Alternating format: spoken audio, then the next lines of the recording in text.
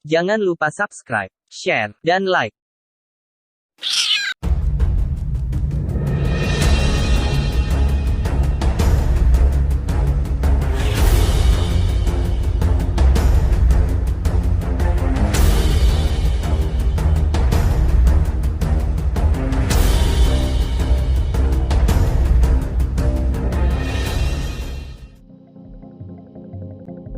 Halo Sobat Gaming, kembali lagi bersama gua.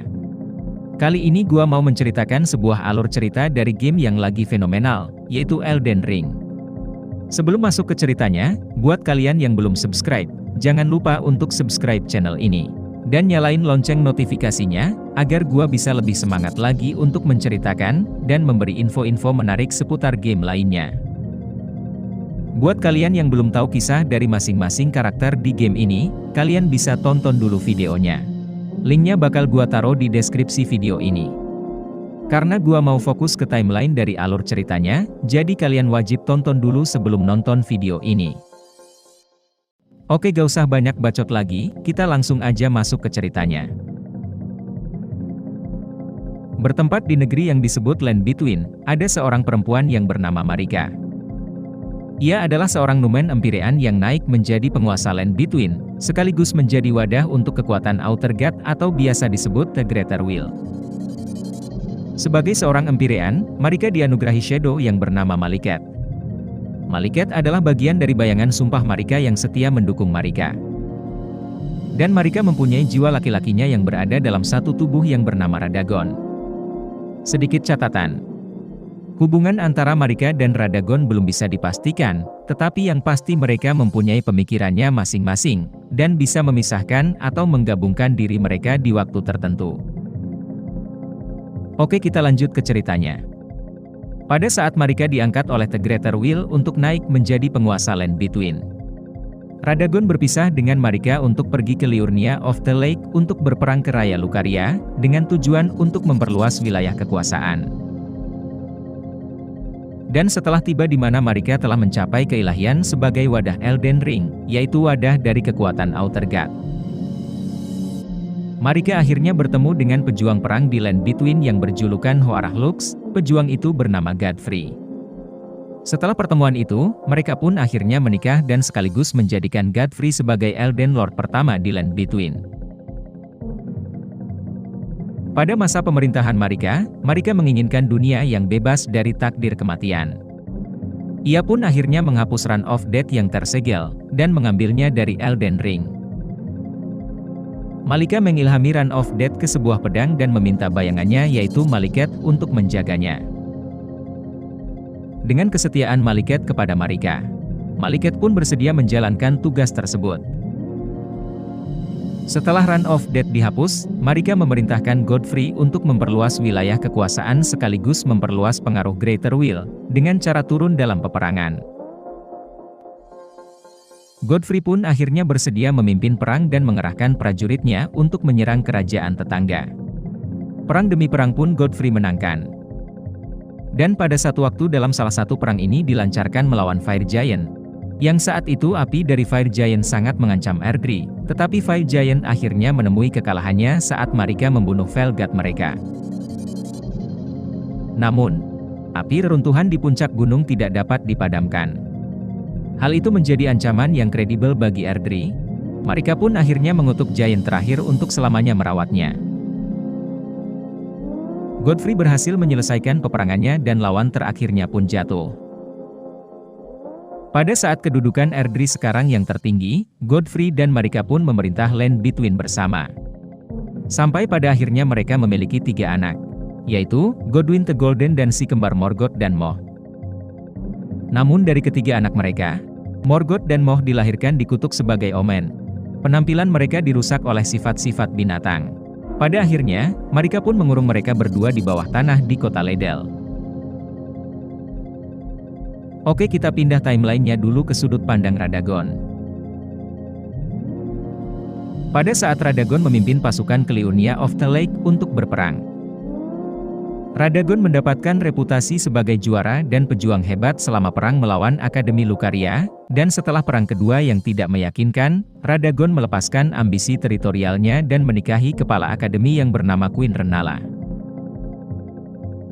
Pada pernikahan tersebut, akhirnya mereka pun memiliki 3 anak yaitu Radan, Richard, dan seorang empirean yaitu Lunar Princess Rani. Oke, kita balik ke timeline utama. Sekitar waktu inilah Marika sendiri mulai berkomplot melawan The Greater Will. Karena kecewa dengan Golden Order, setelah mengetahui bahwa Golden Order tidak sepenuhnya baik seperti yang dia yakini pada awalnya. Dia diam-diam menyusun rencananya sendiri untuk menciptakan Tarnish. Dalam persiapan untuk rencananya, dan tanpa sepengetahuan semua orang, Marika dengan sengaja mengambil anugerah dari Godfrey dan kerabatnya. Menciptakan Tarnish dengan cara mengasingkan Godfrey dan para kerabatnya keluar Land Between. Dengan harapan mereka akan tumbuh lebih kuat, dengan cara mengobarkan perang di tanah di luar kekuasaannya. Pada akhirnya Marika menawari Godfrey dan para prajuritnya untuk meninggalkan Land Between untuk bertarung, dan tumbuh dalam kekuasaan di luar Land Between, sampai suatu hari nanti mereka akan kembali untuk mengambil alih Elden Ring sekali lagi. Akhirnya Godfrey pun memimpin prajuritnya dalam perjalanan panjang, dan melepaskan dirinya dari kerajaan untuk menjadi prajurit sederhana sekali lagi. Setelah mengusir Godfrey dari Land Between, Marika memenjarakan Hewuk ke Round Table Hold, dengan tujuan untuk menugaskannya melayani Tarnish suatu saat nanti. Dengan membuat Tarnish tersebut menjadi senjata pembantai dewa untuk mengalahkan Elden Beast. Di waktu ini juga Marika memanggil Radagon untuk kembali ke sisinya. Dengan terpaksa Radagon pun meninggalkan Renala. Namun sebelum ia pergi, Radagon memberikan Renala sebuah Great Rune yang tersimpan di dalam telur emas. Dan setelah kepergian Radagon, menyebabkan Renala digulingkan oleh Akademi lalu dipenjarakan di Grand Library. Setelah Radagon sampai ke sisi Marika, mereka pun akhirnya menikah. Dan Marika mengangkat Radagon sebagai Elden Lord kedua untuk menggantikan Godfrey. Setelah pernikahan mereka berdua, mereka akhirnya memiliki anak kembar laki-laki, yang bernama Malenia dan seorang empirean yang bernama Miquella. Namun, karena si kembar sebenarnya adalah anak dari Dewa Tunggal, menyebabkan mereka berdua terlahir terkutuk. Dengan kutukan, Malenia dengan penyakit busuknya dan Miquella dengan masa kanak-kanaknya yang abadi. Selama Radagon menikah dengan Marika, Radagon mempelajari mantra dengan putranya Miquella dan menciptakan beberapa mantra dengan anaknya. Waktu pun berlalu, sampai pada suatu malam. Sekelompok Numen Assassin yang dipimpin oleh Lunar Princess Rani, mencuri sepotong Destined Death yang dijaga oleh bayangan Marika yaitu Malikat. Dan kemudian memasukkannya ke dalam belati mereka sendiri. Hal itu memberi para assassin itu kekuatan untuk membunuh demigod. Di sisi lain, karena merasa gagal menjalankan tugasnya, Malikat pun mengikat pedang itu ke tubuhnya sendiri, sehingga tidak ada yang bisa mencuri kekuatan dari Rune of Death lagi. Tetapi efek samping melakukan hal itu, menyebabkan dia menjadi lapar selamanya dan menggerogoti Death Root yang tumbuh dari akar Erdtree. Setelah Rani berhasil mencuri Rune of Death dari Malikat, Rani ingin melepaskan tubuh empireannya dan mempertahankan ruhnya, dengan syarat arwah orang lain harus mati. Dan pada akhirnya Rani memilih Godwyn sebagai tumbal untuk ritualnya tersebut. Akhirnya para assassin turun ke ibu kota kerajaan dan membunuh Godwyn. Ruh Godwyn dihancurkan oleh ritual Rani dan hanya menyisakan tubuh tanpa ruh.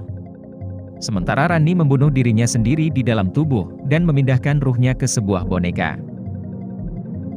Dalam kejadian ini, menandai Godwyn adalah korban demigod pertama yang mati di Shattering. Dan peristiwa kematian mereka dijuluki Night of the Black Knife. Di waktu yang sama, setelah Marika mengetahui bahwa anak sulung kesayangan Marika, yaitu Godwyn telah terbunuh, Marika pun sedih. Dan dalam kesedihan dan pembangkangan yang jelas terhadap dermawannya, Marika mulai mengangkat palu dan menghancurkan Elden Ring.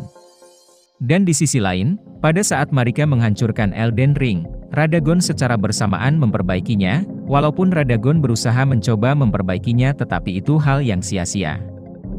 Fragmen cincin itu pun pecah menjadi Great Rune dan menyebar ke seluruh Land Between. Karena tidak dapat menghapus Marika sebagai wadah Elden Ring, The Greater Will pun marah, dan memenjarakannya di Erdtree bersama dengan Radagon. Pada akhirnya, mereka kembali menjadi satu dalam satu tubuh.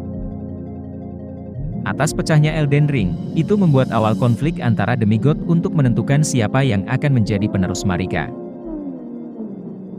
Peperangan pun akhirnya tidak bisa dibendung, dan pada suatu ketika jauh di luar Land Between, para Tarnish termasuk Godfrey pun mendapat panggilan untuk kembali ke Land Between. Lalu ia pun kembali ke Land Between bersama dengan Tarnish lainnya, untuk berusaha merebut kembali mantel lamanya sebagai Elden Lord dengan tujuan untuk memulihkan Golden Order. Oke, karena ending di game ini cukup banyak, jadi gua bakal ceritain ending yang originalnya aja. Dan di sini nama player gua sebut sebagai Tarnish tidak dikenal. Untuk cerita kisah demigod gua ceritain di video terpisah. Karena kisah dari demigod kebanyakan timeline-nya hampir berbarengan, jadi cukup rumit. Maka dari itu gua hanya fokus di perjalanan playernya. Oke, lanjut ke ceritanya. Sejak Shattering berlanjut dan peperangan tanpa henti, tidak ada demigod yang bisa mengklaim jubah Elden Lord, dan tidak ada Tarnish yang mampu mengalahkan salah satu demigod. Perang demi perang pun terus berlangsung, dan sampai pada akhirnya hal ini berubah dengan kedatangan seorang Tarnish yang tidak dikenal. Ia berhasil mengumpulkan pecahan Great Rune dan mengubah run tersebut menjadi kekuatan atas bantuan Finger Maiden yang bernama Melina.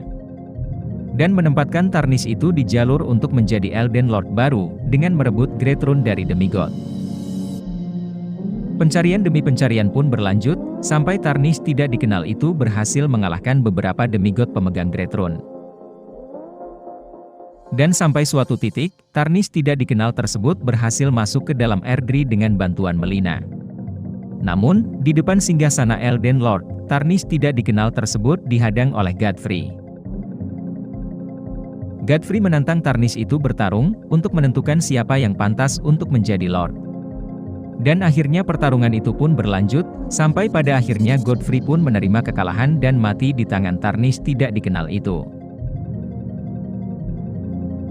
Akhirnya Tarnish itu pun melanjutkan perjalanannya untuk masuk ke dalam Erdtree. Setelah di dalam Erdtree, Tarnish itu pun bertemu dengan Marika yang dipenjara. Namun, setelah Tarnish itu masuk ke Greater Will dengan sengaja membebaskan Marika dari ikatannya, dengan tujuan untuk menghalangi atau membunuh Tarnish tidak dikenal itu. Namun, yang muncul bukan Marika melainkan Radagon yang menegaskan untuk mengambil kendali atas tubuh mereka. Tetapi usaha itu pun sia-sia, Radagon tidak dapat melakukannya dan jatuh di tangan Tarnish tidak dikenal itu. Tubuhnya ditundukkan oleh Tarnish tidak dikenal itu. Setelah Radagon dikalahkan, Elden Beast muncul yang adalah perwujudan dari Golden Order itu sendiri. Ia muncul dari tubuhnya Radagon dan melawan Tarnish tidak dikenal itu. Namun pada akhirnya Elden Beast pun berhasil dikalahkan oleh Tarnish itu.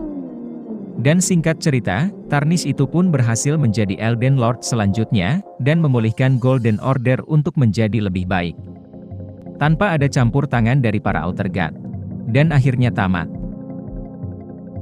Menurut teori gua dari rencana Marika, Marika ingin suatu saat Greater Will tidak ikut campur tangan dengan urusan manusia.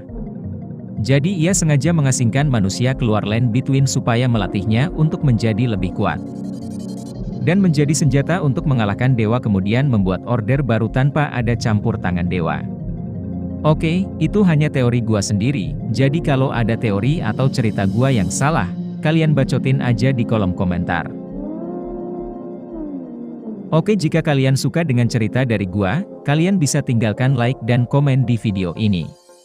Dan jika video ini menghibur, maka jangan lupa juga share video agar teman, kerabat, keluarga, kakek, buyut, tetangga atau siapapun itu bisa terhibur juga.